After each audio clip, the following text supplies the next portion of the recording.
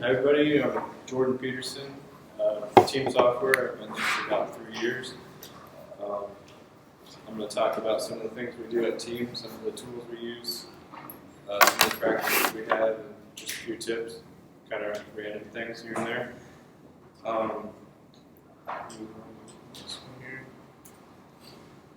So I'll start off and I'll demo what we work on a little bit. We work on a mobile app called eHub. It's a workforce management app that lets people clock in and out of their jobs, view schedules, paychecks, manage their employees. And this is kind of how I started at 1.0 here. It looked kind of like an iOS app and kind of transitioned to more Android look and feel. So this is our app here. Log in with a pin here. And I'll just show what our team time looks like. So here you can come in, you can clock in or out of your job, go on lunch.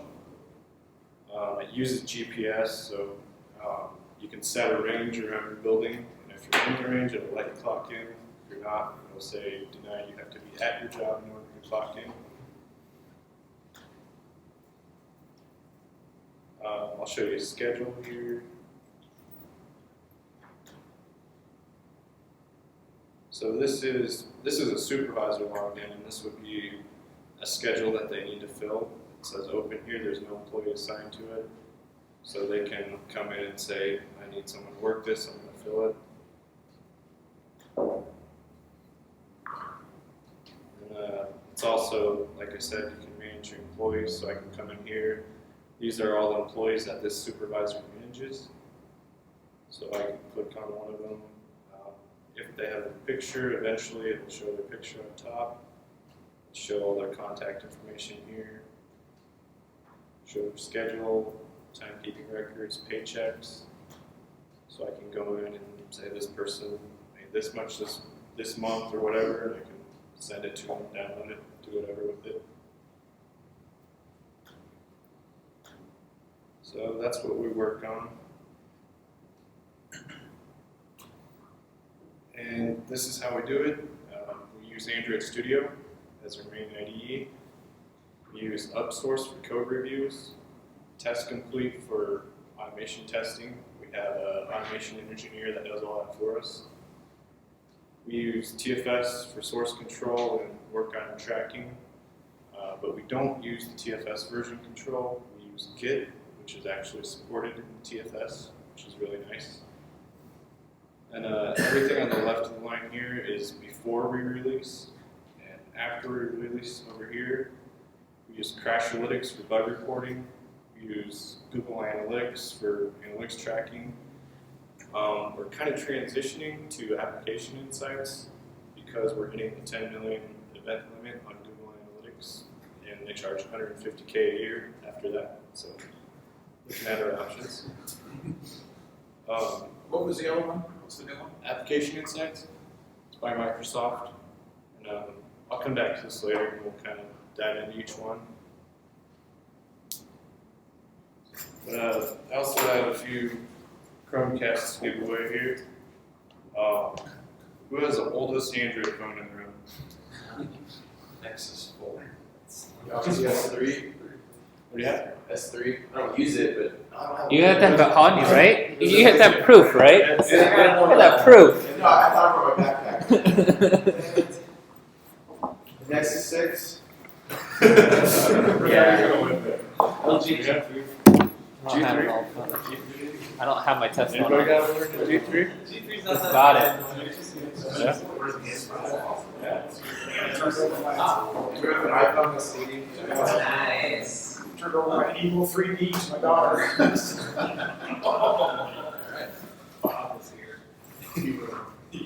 These are Chromecasts are sponsored by Team Software. Oh, really? Alright, so one of the things we do in eHub is we have a dev mode, which is just basically a bunch of things to help us during development.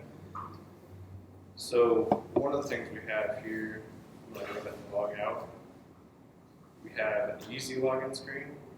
So I'll just click here and we're logging in and out of that all day, hundreds of times. So this here saves us a ton of time. Otherwise, we would have to come here and type in a user ID, a password, and their site to log into.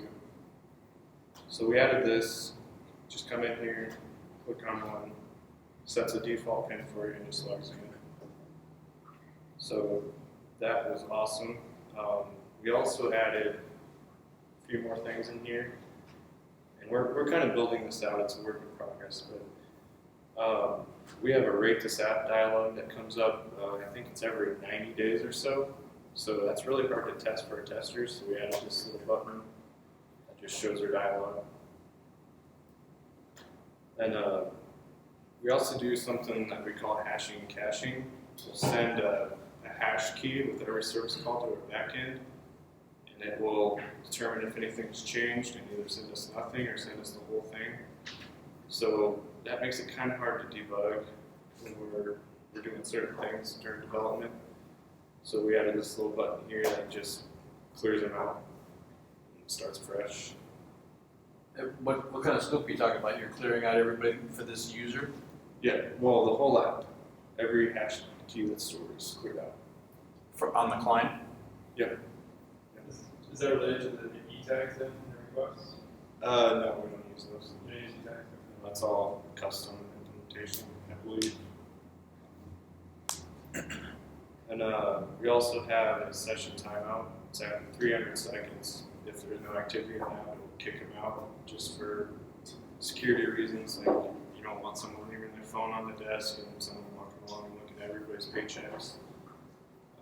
So that's kind of hard to test. We don't really want it to sit there for 300 seconds before it does it. So you can change this to 10, and then we'll do it after 10. Are these only available in a debug mode or? Yes. Yeah.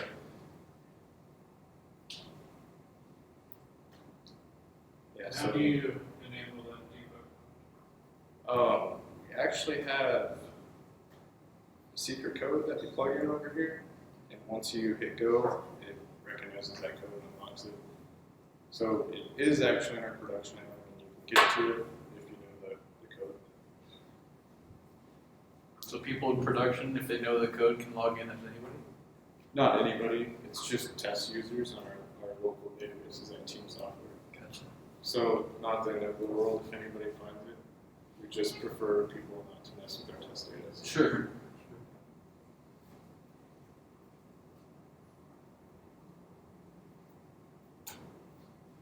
So just another random tip. A lot of time we're debugging our SQLite database. So I use what's called SQLite browser. That just it lets you browse your device's database. But the trouble is it's not straightforward to get that database off of the device. So what I've done is write this little batch file, which I've converted to shell script since I'm on Mac here. I'll show you what that does here. Log back in so I have some data.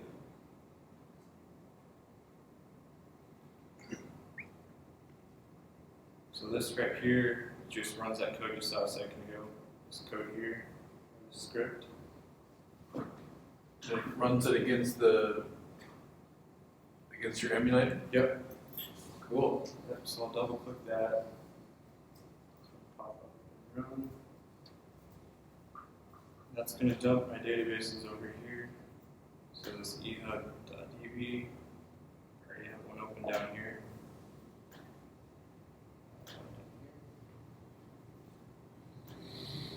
So in SQLite browser here, you can browse all the tables we have.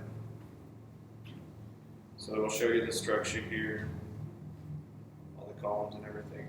Then you can come over here to this execute tab. You can type whatever you want. I've got an example pasted in there. So it's just like SQL Server Management Studio. You can have 5 and run that. It'll give you all the columns here. Will that script work against a connected device? Yep. Does it have to be rooted or not? No, it doesn't. There's actually a lot of, if you go online, there's a lot of them out there, a lot of different scripts like this to pull those off. And a lot of them do require them to be rooted. I've had the best luck with this one here. It'll work on any device I plugged into it. One pitfall of it though, if you have two plugged in,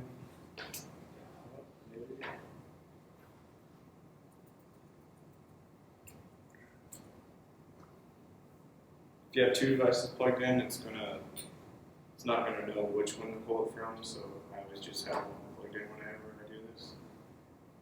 And you could probably build something out and say you have two plugged in, plus one for this device, plus two for this device. But I just haven't bothered with that. Yeah. I know I've used like a long time ago. I think it was maybe Eclipse. Like just gave you a button that just like did all this for you, and then opened it up in the SQL browser. Yeah. Do you know why you can't do that in Android Studio? It's just annoying. It used to be just like a button that just like I believe it's get your in, database. Is it just a restriction of Android Studio or Isn't something? that in IntelliJ Ultimate?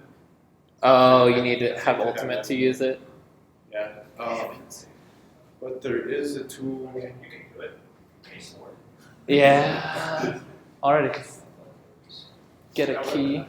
There's a tool called SQL Scout that was in beta. I think it might be released now, but it's an Android Studio plugin that does this for you. That would be nice. I haven't really bothered with it because I really like SQL Browser and this has worked great for me. Can we get that script on our? Yeah, I can share the slides. So do you guys just, are using like, do you just send all the data to the client, or do you sync back, or is everything just updated on the server and then you pull it down at the client whenever you need a refresh or something? We don't do any syncing. We pull it down every time. We do, like I said, we have that hashing and caching thing, so we'll only receive results back if it's changed. And if it has changed, you just pull it all? We pull it all, and then we use a merge strategy on the device, so it only updates ones that have changed, or deletes ones that aren't there. So it's not a full drop and re-add. We used to do the drop and re-add. It was really, it wasn't a good user experience because everything would delete where we were observing the data and then it would come back in. So we changed that. Freak people out a little bit? Yeah. Yep. Any other questions on that one? Is that the merge thing, is that something that's built into the database, like CouchDB kind of thing, or something else? No, all that's our own code. Oh, really? If you look at, I think it was the Google I/O 2014 app is what we kind of based our merge strategy on. It's very similar to what they did there when they pulled their data. And we basically, I'm trying to remember exactly how it works. But every object has like its own hash key. We actually put that as a column in the database. And then we pull the one from the server down and we generate a hash key. If they match, then we just leave it alone. If they're different, So you just run every row through a hash, and then you store it in that row, and then it's easy to know whether it's changed? Yep. Makes sense. Pretty slick. So I have a few other simple scripts that I've kind of put together over the years. I use this one all the time.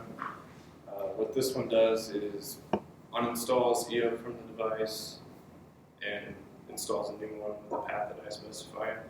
So when we build our release build, we have a drop folder and all the APKs go out there. So I often find myself wanting to get one of those on the device. So I'll run the script in order to do that. I'll show you that.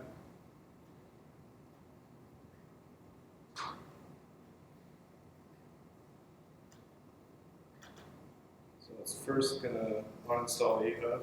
See how I saw it disappear there. And it's prompting me right now for an APK path right here. So I'm just going to, I have an APK on my desktop here. Just going to put that in. And it's going to install it and start it up.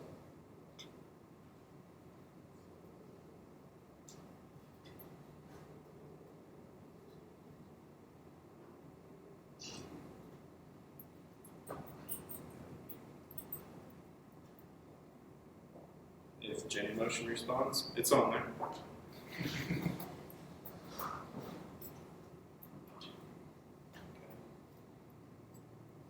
Pre-release build, so.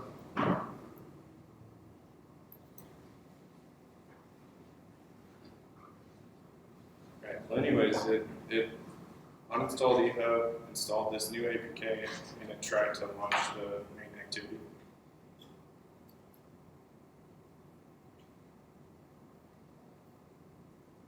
You're running that against the emulator? Yeah, it just uses ADB commands, so I don't know what that means. it's Android Debug Bridge, I think is what it stands for. Comes with the Android SDK. Hmm. So it's just ADB uninstall, package name, here's our package name, that'll do the uninstall.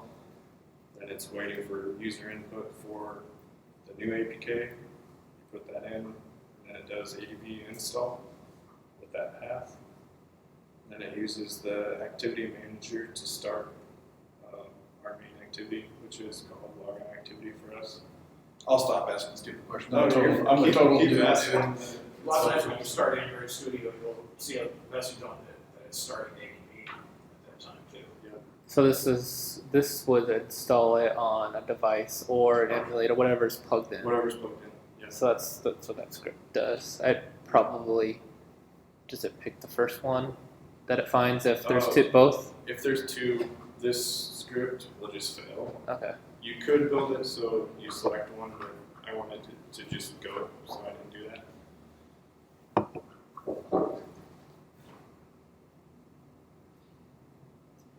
So basically, this is how Android Studio Yeah, I was installs. gonna say, that's a basic command. This is how Android Studio installs it to emulate. Yeah, if you actually watch, I can't remember what window it is, but I think it's like the message window or the run window. You'll see some of these commands pop up in that window. It's doing pretty much the same thing. This just prevents having to go into your emulator, find your app, uninstall, and in Genymotion you could just drive the APK to it. So it just makes it faster for me because I do this often. I heard today that you can drag an APK just straight into Genymotion Yep. emulator. Yeah, you can drag it in and install it. Yeah. I think it will fail though if that one's already on Yeah, I have no idea. there. You'll have to install it first. And here's another really simple one that I use all the time just to clear that data. What's PM? Package manager. So this is clearing the database and the shared defaults. Yep. So just like in your temp files, This is basically like uninstalling and reinstalling it. This is essentially So I go to the clear data. So. Yeah, so it's a shortcut for this process right here. Oh, okay. it's the data from Genymotion instead. Yeah, I'll get to that in my next minute. Genymotion's family. Yeah. You know what? We'll just go to that right now. So this screen, Genymotion, Genymotion fails for me multiple times a day. So I would sit and wait for this screen to come up, and then you have to pick the device to run. It just takes forever. So I built something so I don't have to wait, which is this here. This script it's very simple. It just uses the player and it calls start on the virtual machine that you want to start. So this top command here lists out the virtual machines that are available. So you can just run this, take its output, paste it right into there, and it'll run it. So if I click this, it'll skip the whole Genymotion interface and pop right into a device. Do you use Genymotion for development more so than a device? Yep. And I do have to restart it maybe once an hour, but it's still worth it. We were talking about in the chat. What do you remember the name of the visor? Yeah.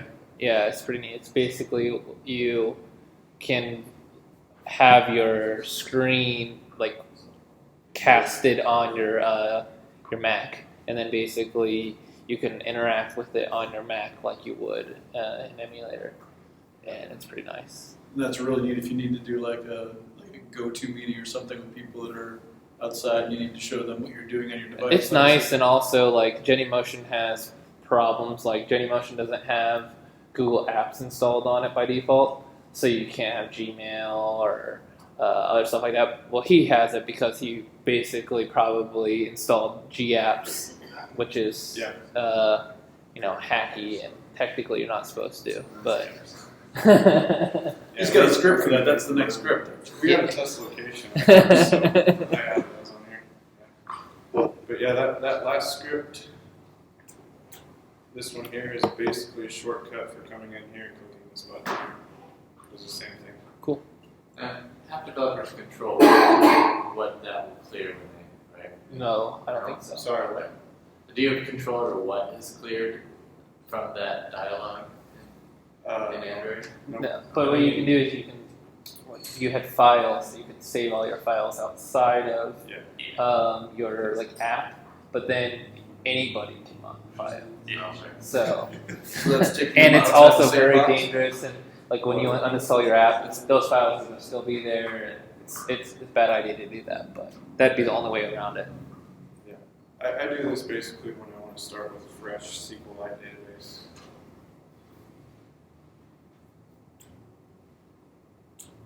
So yeah, that's my shortcut to launch Genymotion, and that's just real simple. You just put this in the shell script.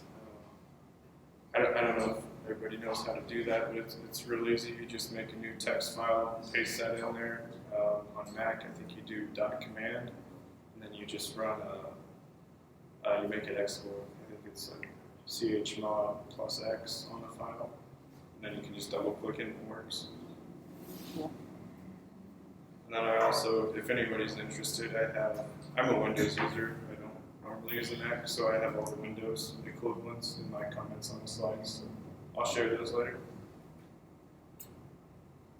So another thing we do, we have a lot of details pages in eHub. I'll show you those. If Genymotion is working there.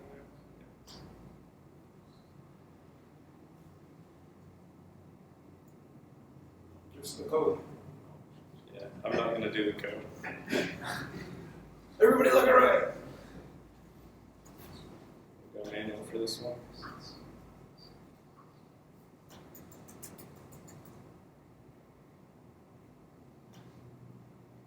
Alright, so we call these our details pages, where we're just showing details about one of our list items, basically. And well, everything you see here is a custom view. So we call this our details item view. It's just a label with a text view. Then we have like a details date view, which is a label with a date picker, so you can actually click on it, and it pops this up. You can change the date, and it handles all that for you. Date's here, it sends the date back to the fragment. We have custom views for time pickers, just like a date picker. And custom view for an edit text here. It's actually one of the fancy floating rotor ones.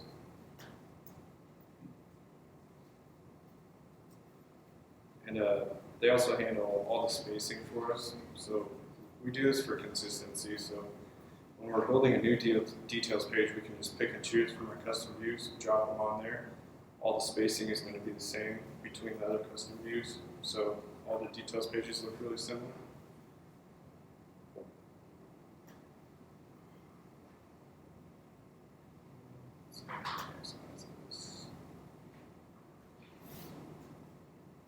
So you can kind of see,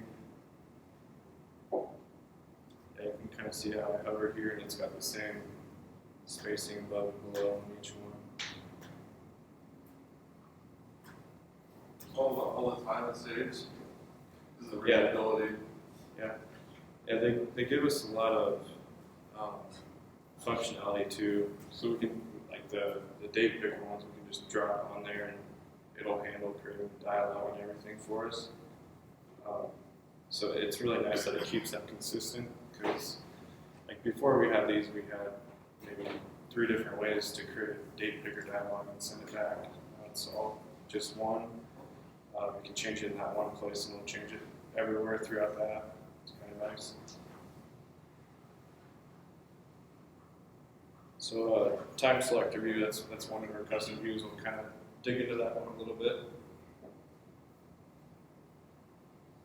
So we have some custom attributes here for time selector view. You can set its label, you can set its actual time.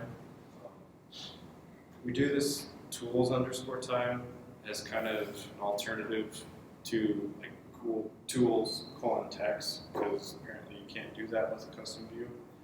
So that's just for layout preview. You can set whatever you want there, and it'll show in layout preview, but not in your actual app. Then no time selected text is if they don't have a time selected, it will fall back on something that you can specify, like please select a time or whatever you want. And then we have a boolean here that says whether we want to allow them to clear the time, make it null or not. So in time selector view, can you guys see this? Yeah. So this actually uses a merge here, so we can't have any attributes at the merge level. So what we do in time selector view is kind of set those attributes here. So we'll set it to vertical, set the minimum height. Stuff you would normally do in XML, you have to do here for that. So up here in setup from attributes, this is where we grab all of the attributes from XML that I was just showing you, and we'll set them in there. Here's the tools text one I was talking about, or tools time. It just checks, is in edit mode. If it's in edit mode, it's going to pull that attribute and display it.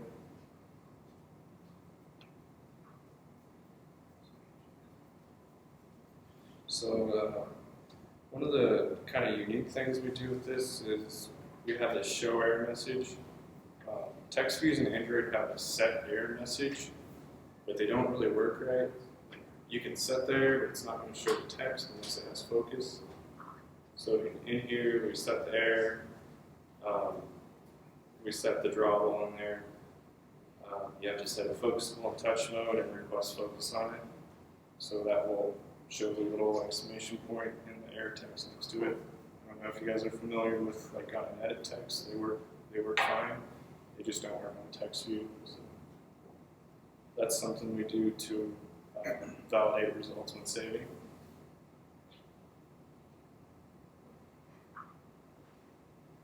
Then we also have a few state methods down here we override. We do this view state helper here. So all of our custom views use this. It basically is a helper class that loops through all the children of our custom view and saves their state. So like our text view, if you set it to something and you rotate to landscape, it's going to remember that for you. What do you do in dispatch? Save state. This is, you tell it, it's basically telling it that you want to handle the state, so don't worry about it. Okay. That's the way I understand it.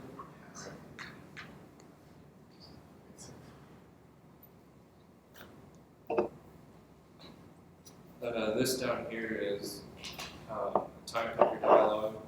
By default, they will support clearing the time. So what we do is extend it, and then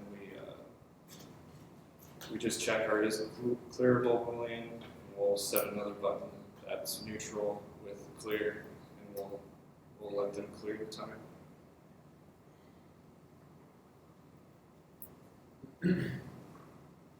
Any questions on that?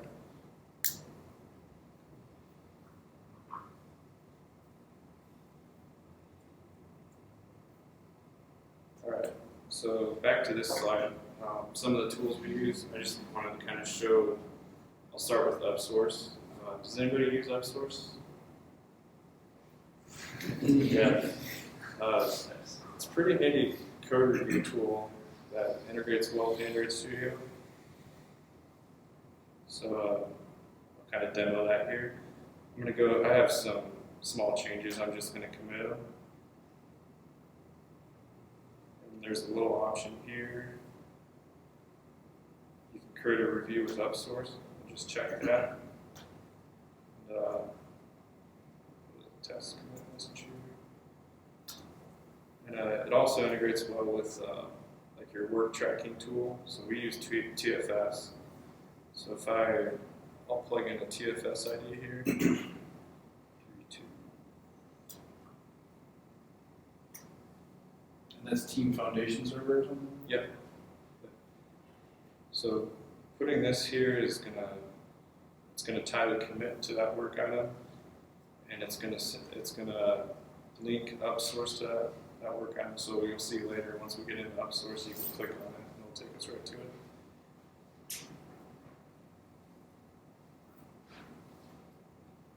Is UpSource part of TFS? Or is it?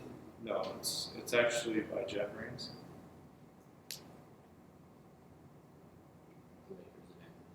Yes. So I'll commit and push here.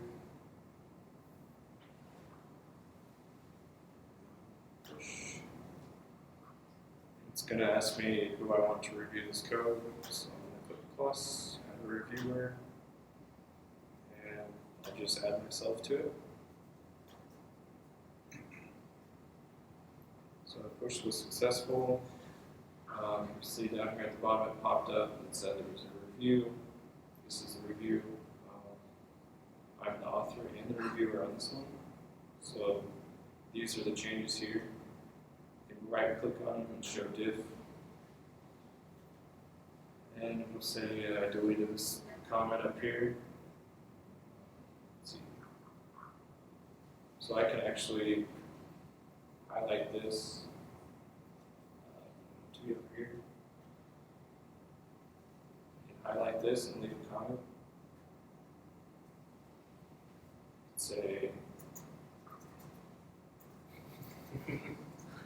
or you can say whatever you want. Click OK. And that's going to fire off a notification. In this case, I said at Mark Cohen, so he's going to get a notification right now with this comment.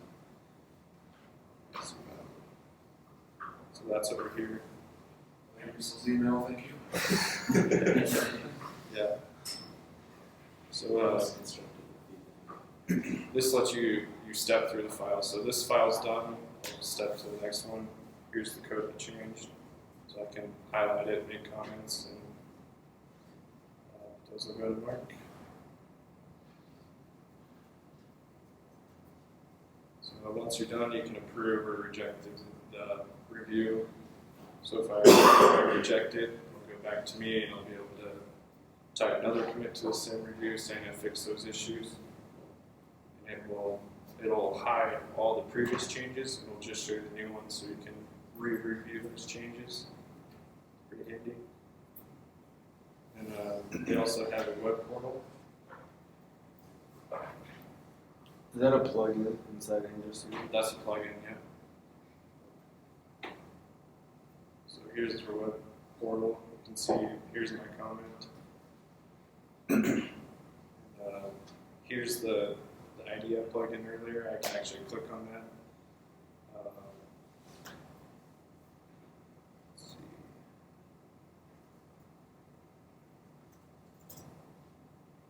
That's going to take me right to the work item in TFS. So I can modify that from there and do whatever I want with it. Did you plug in for fisheye reviews too? I'm sure that's, well, Atlassian. yeah. Yeah, I imagine they do. It's basically the way it works is when you set up UpSource, you give it this URL, and you say this is the number, so it just plugs that number into this URL, and it just works. So I'm sure it probably would work with fisheye.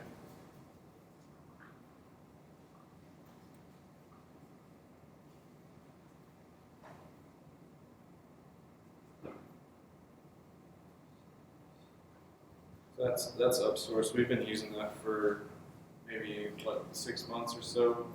We've really enjoyed it. It's improved a lot. It was a pretty new tool when we started using it. Is that a free or paid? It's free for up to 10 users, I think. Then, does anybody use TFS for version control? Git integration. With Git? Okay. What does TFS bring on top of Git? So it's not source repository. Is it more like Jira or something, like managing work? Or? No, I've never used it. It's managing work. I've never used Jira, but they provide, it's Microsoft's solution for like the lifecycle management for software. They have like user stories and tasks, and it's all agile stuff. That sounds very much like Jira. Yeah, and they also have TFS source control, which a lot of .NET shops use for source control. We actually used TFS source control for Android and iOS. It was a pain. Like, iOS guys had to switch over to Eclipse, and then check in their work, and switch back to Xcode. It was kind of a mess. TFS, this TFS is like all that's stories and everything.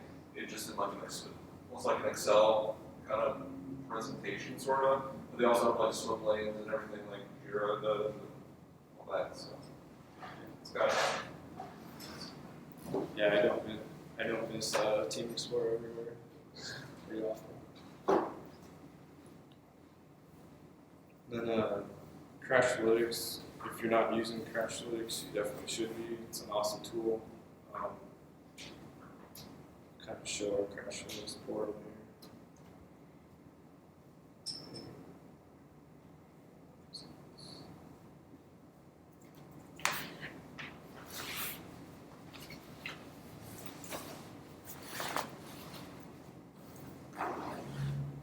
Here's Crashlytics.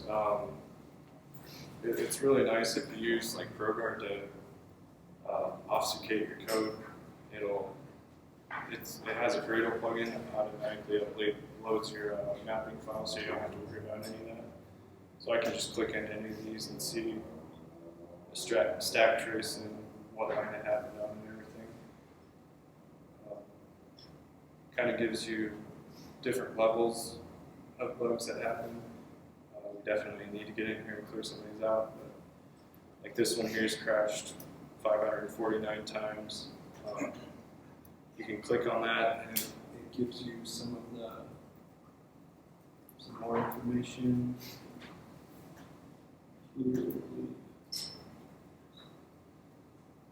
Yeah, so you can see what device it was, what orientation it was in, if it was rooted or not.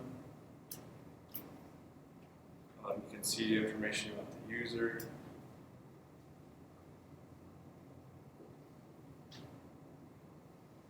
So we've caught a lot of things in this that just don't show up in like the developer console for Android. This will catch everything rather than just what users report. So you'll see a big difference between this and what you see in the developer console. So how does that information feed to here from the users' phones? It's all through the Gradle plugin from Crashlytics. It's real easy to plug in. Can't remember exactly what it entails, but I think it's like 3 lines of code. You put in your activity and it just works. It also gives you some basic analytics. So you can see we have 111 users right now on our Android app and 99.4% crash free. That's one of the things I really like is you can kind of watch as we release different versions. You can see, this one was 99.5% crash free and our new one is 60%. We got something wrong, we gotta go fix it. So that's really nice. Plus it's real time too. Yep. Except that you sometimes have to wait for a couple hours before if you're testing, Yeah. You run something and it may take a couple hours before it gets onto there.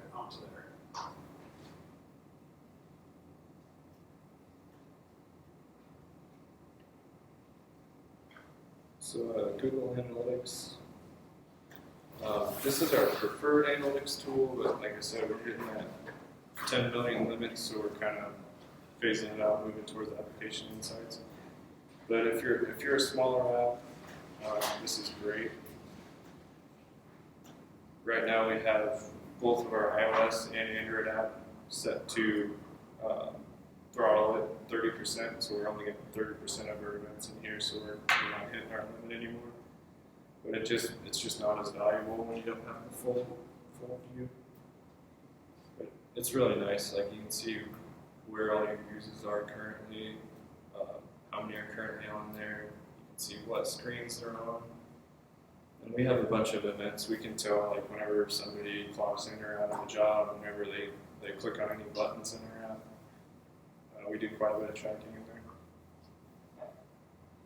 it's really nice when we're trying to make business decisions around certain features in our app. We'll come in here and say, oh, well, this isn't even used, let's just take it out. We've actually removed quite a few features because of the analytics that we get through here.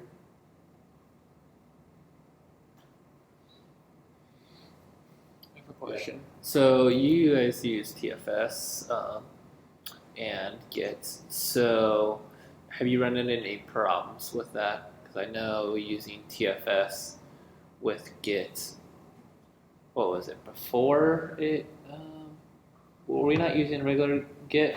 We were using GitTF, right? If you don't have the case sensitivity, I think is what we ran into a lot of issues with. Yeah, that was So if annoying. you like check in a file and then change the case from an uppercase A to a lowercase a, then it would just freak out. Yeah, so is that a setting on TFS? I thought that was just a TFS problem, though, not Git. I could. Yeah, but Git and TFS together is where the problem starts. That's That's just a Windows issue. Yeah, that too. Because Windows don't care, but yeah, it messes it up. I've fought that before. It's just frustrating. I didn't Well, know if we- you still we had really problems with that. We hadn't really run into any issues with it at all. I mean, I kind of just go through Android Studio for most of the stuff. I do get command line once in a while, but I think Mark does mainly command line stuff. The And only issue we found, which I'm still not clear about, is the rebasing thing. We're getting some looping or something weird going I on. think that's just Git in general. Though. I don't think it's related to TFS. Okay, but besides that. I mean, it should be pretty much identical to any other Git provider, I would think.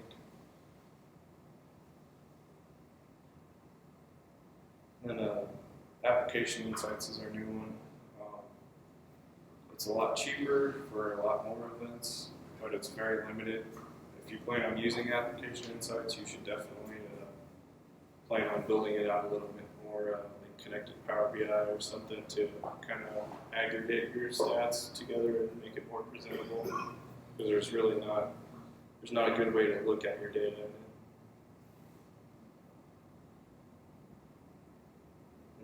Anybody have any questions or want to know any more about any of these tools?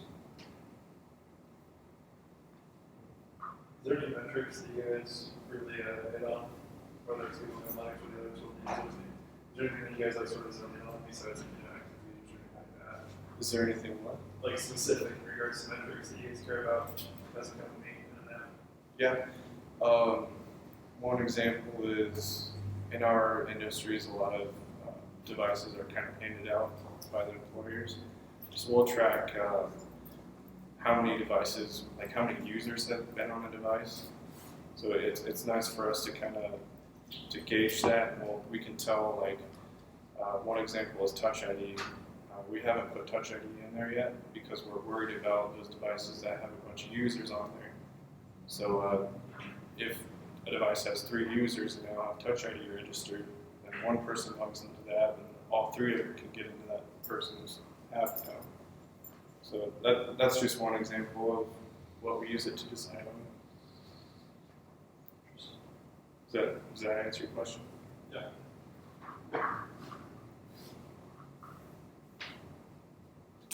Yeah, that's all I really have. I've got a question about Yeah. the Genymotion.